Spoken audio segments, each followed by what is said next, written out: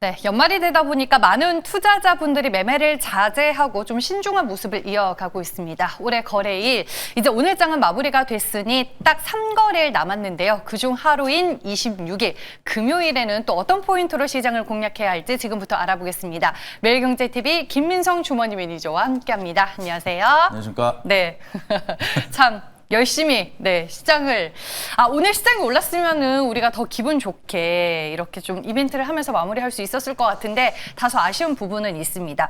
산타가 국장에는 하루 늦게 좀 오는 것 같은데 오늘 시장 어떻게 보셨을까요? 아무래도 시차가 있다 보니까 산타 할아버지가 오시는데 조금 바쁘신 것 같습니다. 네. 근데 저는 여전히 산타 랠리는 올 수 있을 거라 좀 바라보고 있는 상황이고요. 지금 눈치 보는 매수세가 이어지고 있다 보니까 아무래도 계속해서 시장에 대한 힘은 빠지고 있는 상황이라 보시면 좋을 것 같습니다. 근데 여기서 끝나는 게 아니라 여전히 고객 예탁금은 꾸준하게 쌓이고 있다라는 거는 변함이 없기 때문에 이 매수세들이 본격적으로 시장에 들어온다라고 하면은 충분히 상방에 대한 트리거가 될 수 있다라는 점도 참고해 보시면 좋을 것 같고요. 방금 말씀드렸던 것처럼 보통 이제 산타 랠리가 조금 이제 연말에 그리고 3거래일에서 한 5거래일 정도 남았을 때 그때 막판에 좀 스퍼트를 보여준 경우가 있기 때문에 빠르면 26일 그리고 다음 주에는 좀 더 효과가 있지 않을까라고 좀 바라보고 있어서 그 부분도 참고해 보시면 좋을 것 같습니다. 네, 마지막 거래일에 있는 12월 마지막 주 그리고 연초에는 코스닥이 통계적으로 강했던 과거 사례가 있습니다. 그래서 우리가 희망적인 마음을 가지고 또 다음 시장을 기다려 보도록 하겠습니다. 그러면 이제 26일 금요일에는 우리가 시장을 어떻게 접근해야 할지 키워드로 먼저 만나보도록 할게요. 일단은 산타 할아버지가 오신다라고 하면 저는 결국에는 여기가 무조건 올 거라고 좀 보고 있기 때문에 오늘의 키워드는 바이오 한번 체크 드려보도록 하겠습니다. 네. 여기서 또 바이오 러버가 등장을 했습니다. 어떤 테마를 가지고 오셨을지 첫 번째 테마부터 열어볼게요. 네, 결국에는 이제 바이오에 대한 사이클 중에서 주목을 받을 수가 있는 섹터는 빼놓지 않고 여기에 대한 기대감이 또 한 번 커지고 있습니다. 그래서 오늘도 다시 한번 체크를 드릴 테마는 비만 치료제 테마 한번 체크 드려보도록 하겠습니다. 네, 이쪽은 요즘에 이제 경구용 그러니까 알약이 또 하나의 대세가 되고 있는데 어떤 이슈 체크해 볼 수 있을까요? 어젯밤에 또 소식이 만들어졌습니다. FDA 노보노디스크에 대한 경구용 치료제가 승인이 되면서 1월 달부터 이제 본격적으로 판매가 된다는 소식이 만들어지고 프리장에서부터 급등이 나오기 시작을 했는데 이게 앞으로에 대한 좀 방향성에 좀 큰 사이클을 만들 수가 있을 거라 좀 바라보고 있습니다. 과거에서도 삭센다랑 위고비가 먼저 노보노디스크에 대한 상용화를 시작하고 나서 경쟁이 붙고 나서 좀 시세가 크게 만들어졌던 것처럼 다시 한번 경구용 치료제에 대한 기대감 커질 수가 있다는 점 참고해 보시면 좋을 것 같고요. 이제 기사가 나오는 게 주사제는 끝났고 알약 시대가 온다라고 얘기가 나오고 있습니다. 근데 여기에 완전하게 동일하는 건 아니지만 주사제도 여전히 몰티플이 크고 있는 상황에서 추가적으로 경구용 치료제에 대한 플랫폼 기대감이 다시 한번 커지고 있다 보니까 장기 지속형에 대한 주사제 그리고 경구용 플랫폼에 대한 라이센스 체결 아웃이 더욱더 커지고 있는 만큼 올해보다는 내년에 좀 더 시세가 분출이 될 수 있을 거라는 점도 참고해 보시면 좋을 것 같습니다. 네, 지금 비만 치료제 조금 보면은 시장이 점점 더 커지고 있는 상황이잖아요. 장점으로 우리가 뭘 체크를 해야 될까요? 결과적으로는 이 GLP-1에 대한 판매량을 봤을 때 9개월 동안 릴리가 전 세계 가장 많이 판매를 하는 의약품으로 이제 기록이 됐습니다. 그만큼 굉장히 커다란 블록버스터에 대한 시장이라는 점이 가장 커다란 장점이라고 보시면 좋을 것 같고요.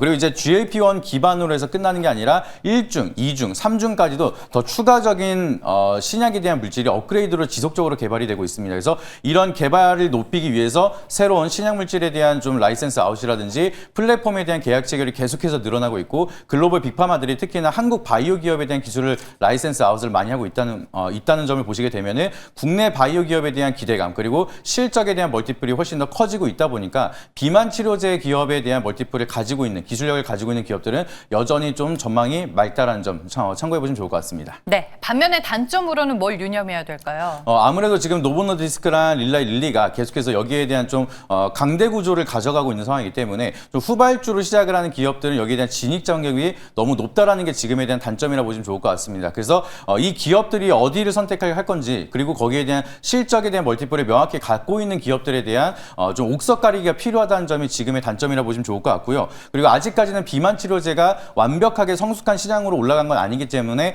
부작용으로는 또 오심이라든지 구토라든지 아니면은 뭐 췌장암에 대한 좀 리스크도 만들어진다는 노이즈가 만들어지고 있기 때문에 이런 부분도 완전히 풀어야 되는 숙제다라고 보시면 좋을 것 같고요. 그리고 이제 계속해서 요요 현상이 만들어질 거다라는 얘기도 계속 나오고 있습니다. 그래서 이 요요 현상과 이제 값비싼 가격이 이어진다라고 하면은 새롭게 서브 써볼까 하는 신규 참여자분들에 대한 좀 멀티플이 좀 줄어들 수가 있다 보니까 가격에 대한 좀 저렴함이라든지 아니면 요요 현상에 대한 리스크를 좀 줄일 수 있고 더 많은 사람들이 사용할 수 있는 이런 부분도 해소를 해야 되는 구간이 여전히 숙제로 남아있다는 점도 참고해 보시면 좋을 것 같습니다. 그래서 이제 글로벌 빅파마들이 가격이나 경쟁에 좀 들어간 것 같고 말씀해 주셨다시피 비만 치료제 쪽은 일라이릴리, 노보노디스크의 양강 구도이기는 하지만 화이자도 끼워줘야 되는 거 아니에요? 맞습니다. 이제 3파전으로 가고 있다라고 보면 좋을 것 같은데요. 네. 여기서 끝나는 게 아니라 글로벌 빅파마들이 화이자뿐만 아니라 더 많은 이제 시도를 많이 하고 있습니다. 그래서 일단은 화이자 같은 경우에는 내년에 임상을 15건을 하겠다라고 밝힌 바가 있기 때문에 여기에 수혜를 받을 수 있는 기업들도 새로운 멀티플이 커지고 있다는 점도 참고해 보시면 좋을 것 같습니다. 네, 알겠습니다. 첫 번째 테마 비만 치료제였습니다.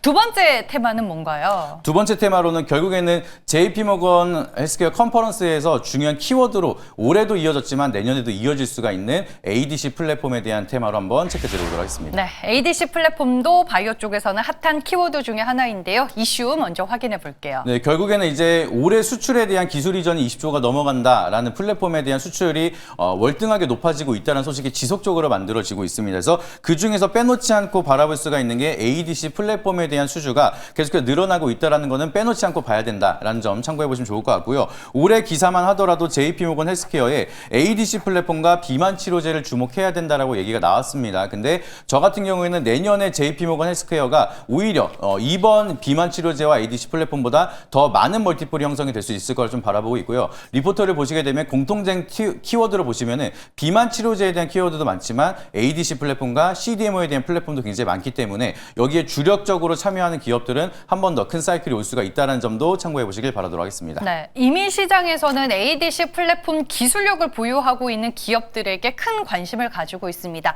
장점으로 뭘 볼 수 있을까요? 결국에는 이제 높은 표적 치료에 대한 좀 확장성이 계속해서 이어지고 있는 상황입니다. 그래서 치료 효과도 명확하게 좀 기술력을 보여주고 있기 때문에 ADC 플랫폼은 앞으로도 더 많이 필요하다라고 글로벌 빅파마들이 선택을 하고 있는 상황이고요. 그리고 ADC 플랫폼 같은 경우에는 항체가 무수하게 많은데 이 무수한 항체가 많으면 많을수록 접목할 수 있는 플랫폼에 대한 약물이 굉장히 많아지고 있기 때문에 여기에 대해서 다양하게 라이센스아웃 체결을 많이 할 수가 있다는 게 굉장히 커다란 장점이라는 점에서 한번 본격적으로 수출이 이어지기 시작을 한다라고 하면은 이 레퍼런스가 쌓이면서 실적으로 크게 이어질 수가 있다는 게 가장 커다란 장점이라 보시면 좋을 것 같습니다.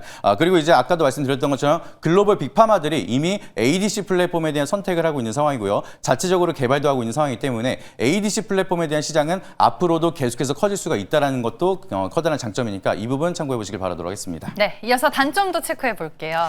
단점으로 보시게 되면 일단은 매우 높은 기술에 대한 난이도가 아직까지는 단점이라 보시면 좋을 것 같습니다. 그래서 지금 ADC 플랫폼이라고 하면은 항체에서 링커, 페이로드 이 세 가지에 대한 접합이 굉장히 좀 비율을 잘 맞춰야 되기 때문에 만드는데 난이도가 굉장히 높다라는 게 아직까지는 단점이라 보시면 좋을 것 같고요. 이게 단점인 이유가 결국에는 CMC 문제에서 생산을 하는데 대량 생산이라든지 여기에 대한 기술 장벽을 넘어가는데 굉장히 고도의 기술이 필요하다라는 점이 아직까지는 단점입니다. 그래서 명확하게 멀티플을 가지고 있는 기업이 몇 가지가 안 되기 때문에 올라갈 수 있는 종목들은 좀 한정적이고 여기에 대한 멀티플을 명확하게 끌고 갈 수가 있고 여기에서 인정을 받고 글로벌 빅파마랑 라이센스 아웃까지 갈 수 있는 종목을 명확하게 선정을 해야 되는 게 현재까지는 단점이라는 점 참고해 보시길 바라도록 하겠습니다. 네, 알겠습니다. 앞서 오늘 시장 리뷰를 해준 얘기를 제가 이제 복기를 해보니까 빠르면은 이번 주 금요일 26일 혹은 다음 주에 코스닥이 본격적으로 달릴 수 있고 그 중심에는 바이오가 있다라고 생각을 하시는 것 같아요. 그래서 바이오를 키워드로 꼽아주셨고 오늘 두 테마로 축약을 해주셨는데 이제 마지막으로 선택을 해보겠습니다.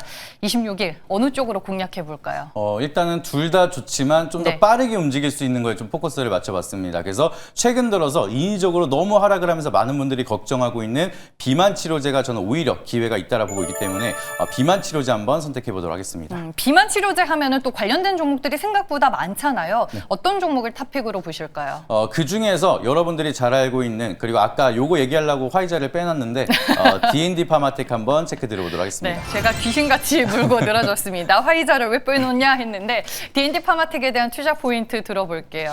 일단은 지금 경구용 치료제에 대한 멀티플이 커지고 있는 상황이라고 제가 앞전에도 말씀을 드렸던 것처럼 노보노디스크가 이제 글로벌 빅파마들에 대한 경쟁에 첫 번째로 이제 신호탄을 보여줬다라고 보시면 좋을 것 같습니다. 그래서 여기에 대한 준비를 하고 있는 게 D&D 파마텍이 가지고 있는 GLP-1 기반의 치료 후보 물질 DD02S라는 물질과 그리고 삼중작용제 DD03이라는 기술을 지금 메세라가 인수를 한 다음에 이거를 화이자가 기반을 해서 기술 개발에 계속 들어가고 있는 상황이기 때문에 화이자와 기반을 통해서 경구용 치료제에 대한 멀티플이 새롭게 이어진다라고 하면은 상방으로 좀 크게 이어질 수가 있는 멀티플을 가지고 있다는 점 참고해 보시면 좋을 것 같고요. 그리고 임상 초기 단계부터 5,500억이라는 규모의 개발을 했다라는 것 자체가 엄청난 신약 물질을 개발했다라고 인정을 받고 있다라고 보시면 좋을 것 같습니다. 그래서 여기에 대한 멀티플만 본다 하더라도 충분히 최근 들어서 무상증자 이후에 조정을 받고 있지만 상방에 대한 룸이 더 많이 열려 있다라고 우리가 해석을 할 수가 있다 보시면 좋을 것 같고요. 그리고 내년에 이제 화이자가 본격적으로 비만 치료제에 대한 개발을 진행하면서 돈을 풀겠다라고 밝힌 바가 있습니다. 그래서